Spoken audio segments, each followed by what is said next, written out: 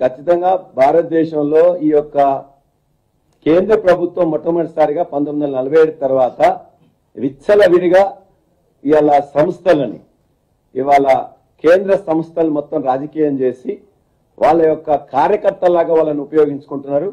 ఇవాళ IT raids కానీ, ED rights కానీ, సిబిఐ రైట్స్ కానీ భారతదేశంలో ప్రధానంగా ఐడెంటిఫై చేసింది 4,000 మందిని. 4,000 మందిలో 3,900 మంది బీజేపీలో చేరింది. అంటే వాళ్ళు రైడ్ చేయకముందు అవినీతి పరులు వాళ్ళ యొక్క అక్రమంగా సంపాదిస్తున్న వాళ్ళు, రైడ్ చేసి నువ్వు అందరూ కూడా ఒత్తిడి పెట్టి నీ బీజేపీలో చేరగానే సక్రమం అయిపోతారు, నీతివంతుడు అయిపోతారు. అంటే ఇవాళ తెలంగాణ రాష్ట్ర సమితి నాయకులు కానీ, ఎమ్మెల్యేలు కానీ, ఎమ్మెల్సీ కానీ, లేకపోతే ఇవాళ సానుభూతి పరులుగా ఉన్న వాళ్ళు కానీ, మంత్రులు కానీ మేము మీకు భయపడట్లేదని చెప్పినాం. నువ్వు ఈడీ రైట్ చేసుకో, ఐటీ రైట్ చేసుకో, సిబిఐ రైట్ చేసుకో, ఏ విధంగా అక్రమంగా చేసి పెట్టు, ప్రజలు గమనిస్తున్నారు. ఖచ్చితంగా మీకు ఏ విధంగా బుద్ధి చెప్పాలో చెప్తారు. ఇక్కడున్న ఎవరు కూడా నీ యొక్క దాడులకు భయపడి ఇతర పార్టీలో చేరే ఛాన్సే లేదు. చేసుకోమని చెప్పినాం. ఇప్పటికే 3 మంత్రుల మీద చేసిండ్రు. ఇప్పటికీ ఇవాళ మల్లారెడ్డి గారి మీద జరుగుతున్నది, నిన్న శ్రీనివాస్ యాదవ్ గారి మీద జరిగింది, మొన్న అంతకుముందు ఇంకొక మంత్రి మీద కూడా జరిగింది, గంగుల కమలాకర్ గారి మీద. అందరి మంత్రుల మీద, అందరి ఎమ్మెల్యేల మీద, ఎమ్మెల్సీల మీద చేసి భయపెట్టాలని, లొంగ తీసుకోవాలని ప్రయత్నం చేస్తున్నారు.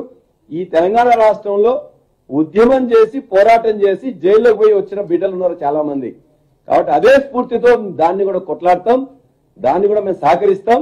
మీలాగా దొంగలాగా ఇవాళ దొరికిన తర్వాత మేము లేవని చెప్పేసి అడ్డగోలుగా ప్రమాణాలు చేయడం, అడ్డగోలుగా కోర్టులకు పోవడం, మాకు సంబంధం లేదని చెప్పడం ఇవాళ అన్ని పేపర్లలో వచ్చింది.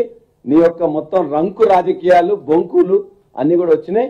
ఖచ్చితంగా ప్రజలు చూస్తున్నారు, ప్రజలే మీకు మొత్తం కూడా ఈడ్చుకొడతారు. నేను కూడా అదే చెప్తున్నాను. పల్లా రాజేశ్వర రెడ్డి గారు ఎందుకు చెప్తున్నారంటే వారు కూడా ఒక 10 కాలేజీలు నడిపిస్తున్నారు. అందులో కొన్నిటికి వైట్ మనీ ఉంది, కొన్నిటికి బ్లాక్ మనీ ఉంది, కొన్నిటికి ట్యాక్స్ కడుతున్నారు, కొన్నిటికి కట్టకపోవచ్చు. అందుకని ఈ నోస్ ఆయన ఏం కట్టాలి, ఏం కట్టకూడదు అనేది ఆయనకు తెలుసు కాబట్టి ఆయన కట్టనట్టున్నాడు బహుశా. అందుకనే యాంటిసిపేట్ చేస్తున్నాడు. కట్టలేదని నోటీస్ వస్తే పోయి కట్టురు, ఇక అంతే ఉంటుంది. కానీ ఏముంటుంది, అని ఉరిదీస్తారా? తప్పు చేసినావు, ఇన్కమ్ ట్యాక్స్ ఎగ్గొట్టినావు, కట్టుమని నోటీసులు వస్తాయి. What is wrong in it?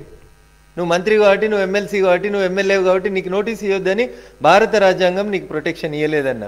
భారత రాజ్యాంగం ఈ దేశంలో 2 వ్యవస్థలకి మాత్రమే ప్రొటెక్షన్ ఇచ్చింది. ఒకటి భారత రాష్ట్రపతి, 2 ఈ దేశం లోపల గవర్నర్లుగా ఉన్నటువంటి వ్యక్తులు.